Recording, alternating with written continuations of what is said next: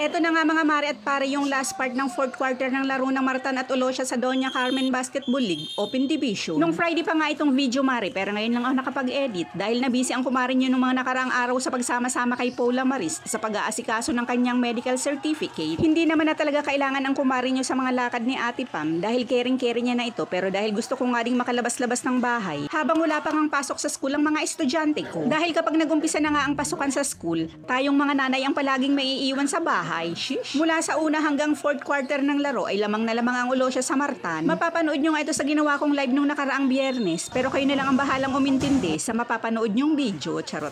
Dito nga sa Doña Carmen Basketball League Open Division ay nasa Team Martan si Sir Paul, pero pagdating sa GBL 40 up ay nasa Olosya team naman siya. Shish. Kaya huwag kayong malilito mga mare kung makikita nyong naka-Olosya jersey si Sir Paul. Shish. Ang Martan nga pala ay pangalan ng street namin at ang Olosya naman ay Homeowners Association ng lugar namin. 22 years na nga kami dito ni Sir Paul sa Martan, pero 18 years old pa lang ako ay dito na ako nakatira sa Martan. Way back 1999 ay nagtatrabaho ako nun sa Evergotesco as cashier, kaya kumuha na lang ako ng bed space sa Martan para hindi na ako mahirapan pa mag-uwian sa San Jose del Monte. Mula nga ng mag-asawa at tumira kami dito ni Sir Paul, ay trabaho at bahay lang ang pinagkakabalahan niya at hindi siya nakakapag-basketball dahil wala siyang kakilala dito. Hanggang sa mag-grade 1 na nga si Ate Pam at nalaman ko noon sa kumpare namin ngayon na si Hilbert Tabuso na magkakaroon ng paligang Olosya. Kaya sinabihan ko si paring Hilbert na baka pwedeng isali si Sir Paul. At dahil puno na nga yung team nila, hindi na isali si Sir Paul sa team nila paring Hilbert. Dahil hindi naman nila kilala si Sir Paul, dahil hindi naman ito palalabas ng bahay. Kaya lumapit ako sa kapitbahay naming si Wawin para isali naman ito sa team nila. At doon na nga nagumpisa mga mare yung kwento ng batang court.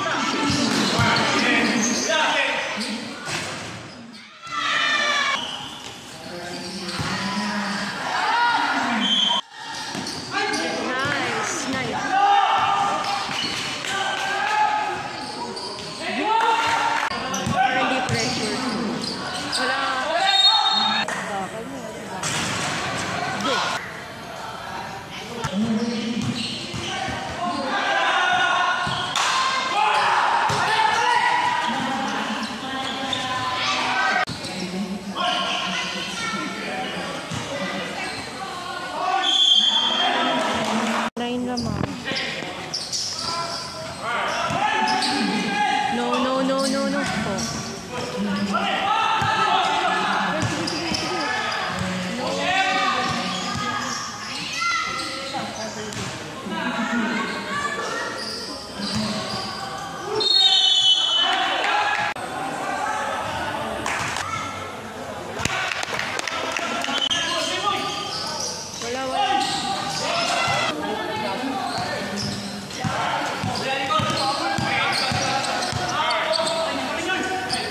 3 points! Kinakay! Yan!